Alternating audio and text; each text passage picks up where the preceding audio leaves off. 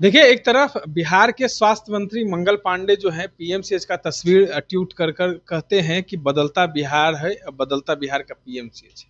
लेकिन उसी पीएमसीएच में एक दलित बेटी जिसकी रेप हो जाती है, वो मुजफ्फरपुर से पटना रेफर की जाती है। उसको इलाज के लिए 4 घंटे तक पीएमसीएच में उसके परिजन जो है वो घूमते हैं। अंत में जब कांग्रेस के प्रदेश अध्यक्ष वहां पहुंचते हैं, तब उसका इलाज चालू होता है। लेकिन कल देर रात उसकी जो है मौत हो गई है वहां पर। उसने दम तोड़ दिया इलाज के अभाव में। अब इन तमाम चीजों पर बात करने के लिए हमारे साथ जन स्वराज के नेता पूर्व एमएलसी रामबली चंद्रवंशी हैं, क्योंकि ये लोग बात करते हैं बिहार में बदलाव की।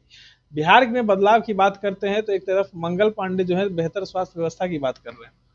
देखिए, मंगल पांडे जी स्वास्थ्य मंत्री के रूप में आज नहीं, बहुत पहले ही फेल हो चुके हैं।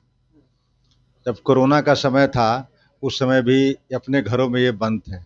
इनका एनएमसीएच जो हॉस्पिटल था, उसमें पानी लगे हुए थे और कोई जा नहीं रहा था, डॉक्टर भी नहीं जा रहे थे। तो अब उस समय जो एम्बुलेंस में जो जांच होती थी तो कहीं कुछ नहीं मिलता था। तब पूरा स्वास्थ्य व्यवस्था जो ठप हो गया था।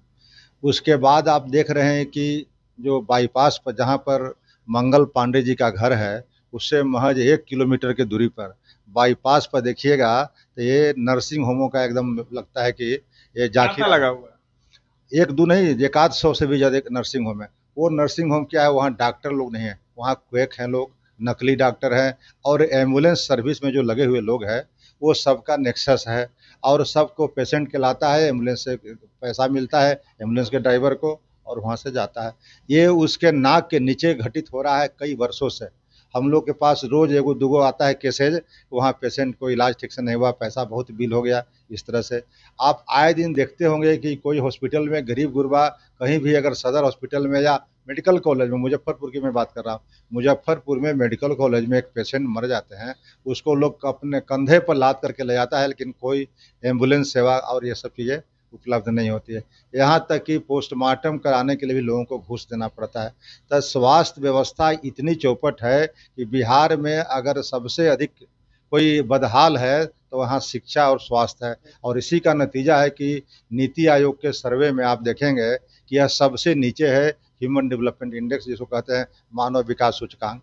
तो उसमें स्वास्थ्य और शिक्षा दोनों आता है। और अभी कल की जो घटना है, ये तो इतनी लोमहर्षक घटना है कि एक बच्ची है, वो भी दलित समुदाय की है, उस बच्ची के साथ रेप होता है और रेप के बाद पटना के सबसे बड़े हॉस्पिटल में आती है और उसको इलाज करने के लिए कांग्रेस को अध्यक्ष और वहाँ आंदोलन करना पड़ता हो और नारा लगाना पड़ता हो कि उसकी भर्ती हो जाए। भर्ती होने में कितनी देर हुई और अंततोगत्वा उस बच्चे की मृत्यु हो जाती है। एक तरह से इस हत्या का केस सब कम से कम इस स्वास्थ्य मंत्री पर करना चाहिए कि ऐसा जो है उगाही मंत्री जो है स्वास्थ्य को बस पूरा खराब कर दिया, अपना स्वास्थ्य ठीक कर लिया है।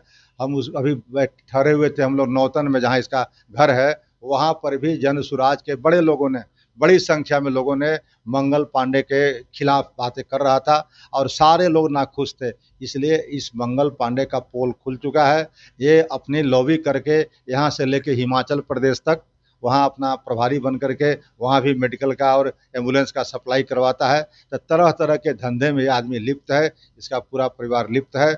इसलिए स्वास्थ्य विभाग के इससे कम से कम इसको बदल देना चाहिए ऐसे मंत्री को। लेकिन लगातार स्वास्थ्य मंत्री ये बना हुआ है और बिहार की सेहत के साथ ये खिलवाड़ कर रहा है। नीतीश कुमार और बीजेपी के लोग कहते हैं कि हम जनता का विकास चाहते हैं, तो इस तरीके का जनता का विकास होगा जो इलाज के अभाव में मर जा रहे हैं।